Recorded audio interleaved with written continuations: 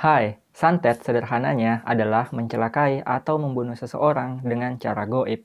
Di Indonesia, sangat banyak orang yang percaya jika santet ini benar dan nyata, utamanya pada daerah-daerah perkampungan. Bahkan sampai sekarang di zaman modern ini, masih banyak yang percaya dan menyewa dukun untuk melakukan santet. Apakah santet ini betul-betul ada dan nyata, atau ini hanya hoax dan mempunyai penjelasan ilmiah yang logis? Simak video ini sampai habis, oke?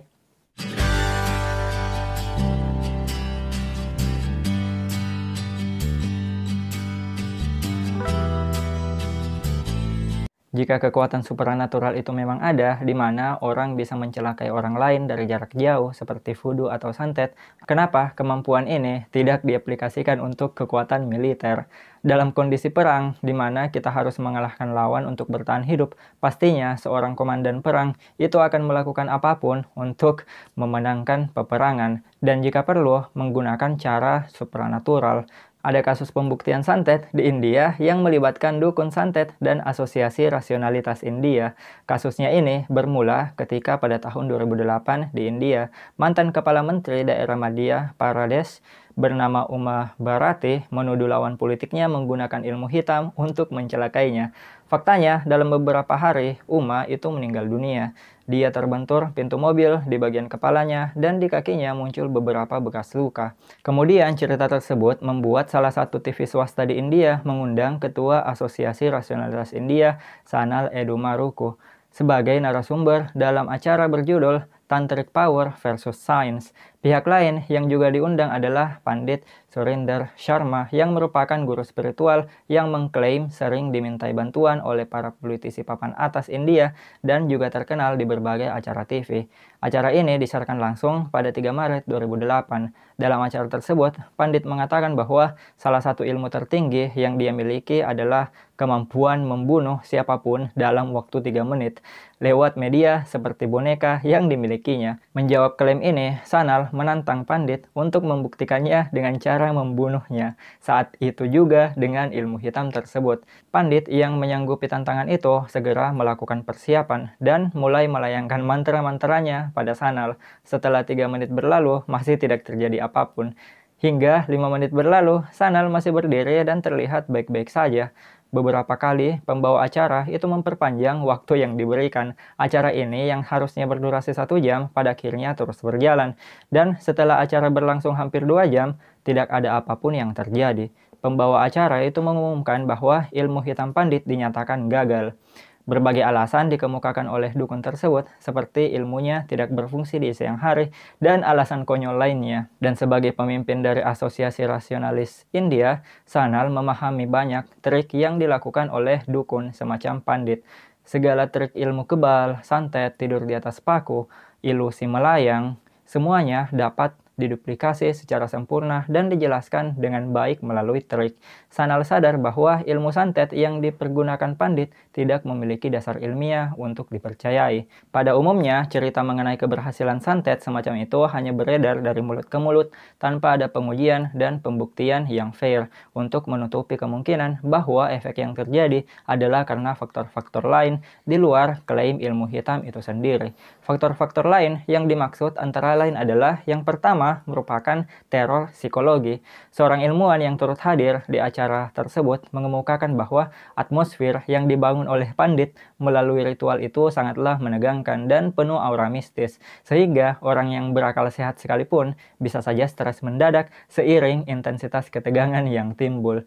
Jika efek ketegangan psikologis ini bisa dicapai, stres yang tinggi bisa mengakibatkan serangan jantung dan gangguan syaraf motorik.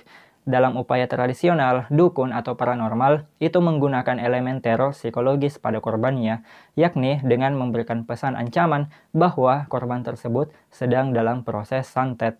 Ini bisa diperkuat dengan memberikan elemen-elemen yang sering diasosiasikan dengan mistis, seperti boneka voodoo, kembang, dan kepala ayam yang ditusuk jarum, dan lain sebagainya. Korban yang mendapati hal-hal tersebut muncul secara tiba-tiba di sekitar rumahnya akan menimbulkan efek menakutkan bahwa dirinya sedang disantet. Dari sini, jika berhasil dan korban percaya, ada 2 kemungkinan yang terjadi.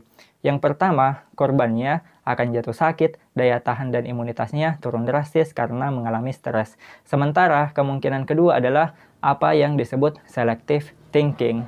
Selective thinking adalah ketika seseorang itu cenderung memilih untuk melihat suatu kejadian atau bukti dengan mengabaikan fakta lain agar sesuai dengan kepercayaannya. Orang yang tengah percaya dirinya sedang disantet akan mengasosiasikan kejadian apapun yang menimpanya sebagai hasil dari santet.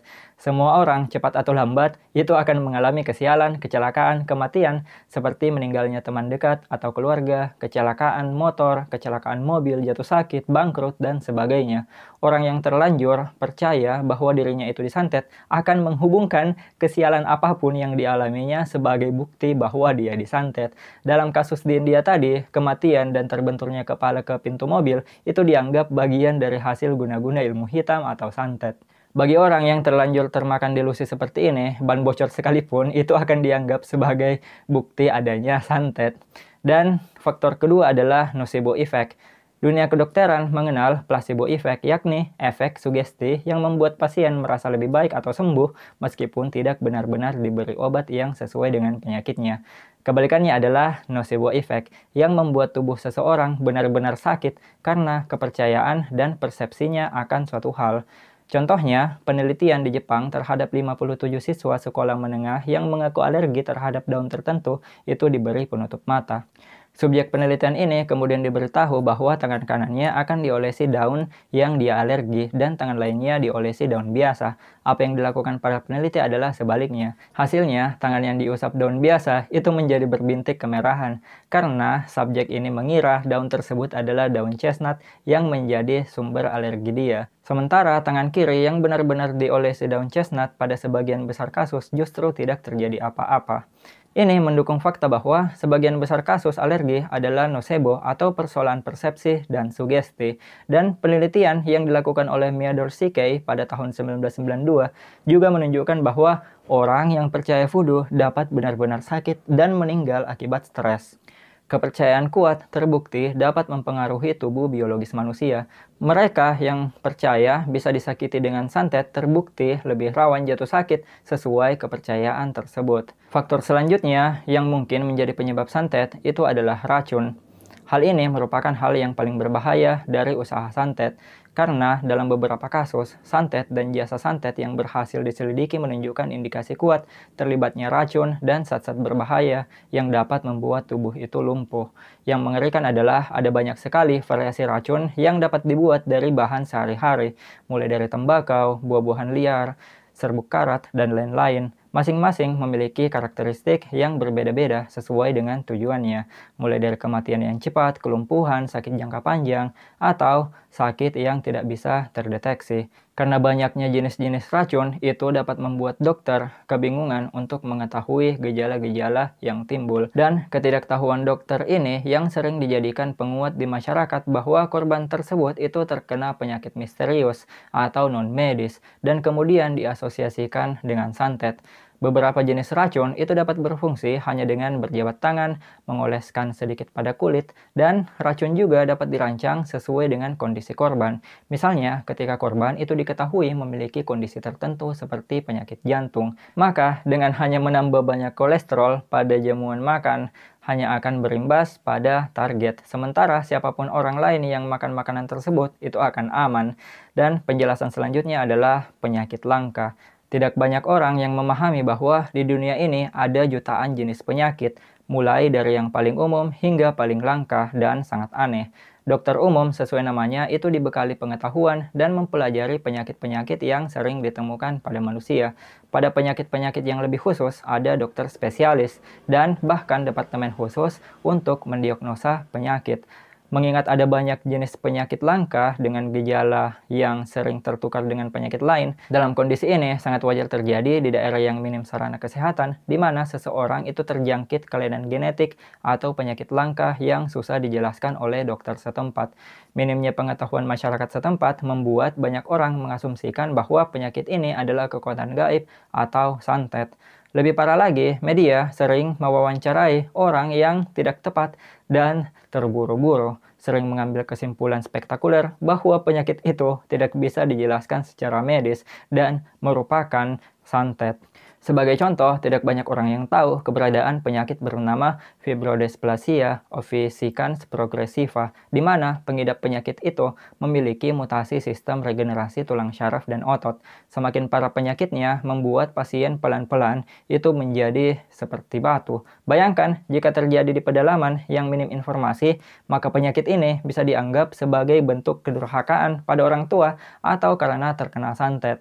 Pernah di Indonesia ada seseorang yang bernama Dede Koswara sempat diduga menjadi korban santet ketika tubuhnya itu berubah menjadi seperti akar pohon. Sampai akhirnya mendapat perhatian internasional sehingga ada ahli yang benar-benar bisa menjelaskan penyakit itu. Nama penyakitnya adalah epidermodysplasia verruciformis sebagai akibat dari virus bernama human papilloma atau HPV. Intinya, ketidaktahuan masyarakat mengenai penyakit dan kondisi biologis manusia itu sering dijadikan simplifikasi bukti keberadaan santet. Masyarakat sering kurang memahami bahwa banyak jenis penyakit langka yang bisa muncul tiba-tiba karena mutasi genetik ke arah yang tidak menguntungkan atau cacat genetik. Dan penjelasan selanjutnya tentang santet adalah borderline personality disorder.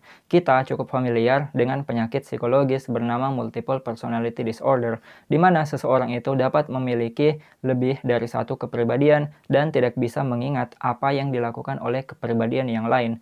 Penyakit ini lazim muncul pada orang yang memiliki trauma masa kecil dan sangat ingin menjadi orang lain yang tidak pernah mengalami hal tersebut. Ini membuat dirinya mengembangkan kepribadian lain yang umumnya bertolak belakang dengan kepribadian aslinya. Di sisi lain, borderline personality disorder adalah penyakit serupa yang melibatkan perubahan mood yang drastis namun disertai paranoia, ketakutan akan ditinggalkan orang, kesepian, dan kecenderungan menyakiti diri sendiri tanpa sadar. Pernah terjadi di Rotterdam, Belanda. Margaret Dalman berusia 52 tahun itu datang ke rumah sakit dan mengeluh sakit perut. Seperti biasanya, dokter itu menjalani serangkaian pemeriksaan dan sangat terkejut ketika hasil X-ray menunjukkan bahwa ada 78 garpu dan sendok bersarang di perutnya. Dalman sendiri tidak begitu memahami hal ini, sampai akhirnya rekaman menunjukkan dia memakan sendiri alat-alat itu dan dinyatakan sebagai salah satu pengidap borderline personality disorder. Penyakit ini merupakan penyakit yang sering disalahpahami. Penderitanya kadang tidak menunjukkan gejala aneh selain sedikit tertutup pada lingkungan sekitar, kurang percaya diri, canggung, dan sering menyendiri. Kadang juga sering disalahartikan sebagai gejala bipolar biasa. Kita sebenarnya bisa mengambil korelasi dengan apa yang terjadi pada kasus ini mengenai fenomena perut yang mengeluarkan kawat dan benda-benda aneh lainnya. Hasil X-ray itu menunjukkan bahwa dilihat dari posisi kawat yang tidak menembus organ dalam perut, ada kemungkinan yang cukup besar bahwa kawat-kawat ini dimasukkan dari luar atau lewat mulut. Berbeda dengan benda lain yang tidak mungkin masuk lewat mulut, seperti benda yang sangat besar. Jika kita mempunyai benda yang sangat besar seperti bola, maka kita baru melihat ada hal yang sangat aneh di situ. Kesimpulannya adalah ada alasan bagi sebagian orang termasuk saya yang berpikir logis untuk meragukan segala klaim-klaim atas ilmu santet. Beberapa orang yang skeptis terhadap ilmu santet selalu mengatakan bahwa jika santet itu benar-benar ada, maka orang-orang jahat yang berkuasa itu akan mati misterius dan banyak orang terkenal lainnya mati dengan benda-benda aneh di perutnya. Dan tidak akan terjadi perang militer, yang ada adalah adu santet antar kepala negara yang sedang berkonflik. Sampai di sini dulu yang bisa saya sampaikan. Semoga video ini bermanfaat. Jika kalian mempunyai pertanyaan, jangan lupa untuk tinggalkan di kolom komentar. Jangan lupa pula untuk tekan tombol subscribe-nya, nyalakan loncengnya agar kalian tidak ketinggalan informasi-informasi menarik lainnya. Dan ingat teman-teman, tetaplah belajar, karena sains itu indah, sains itu menyenangkan, dan mudah dipahami. See you again next time. Bye-bye.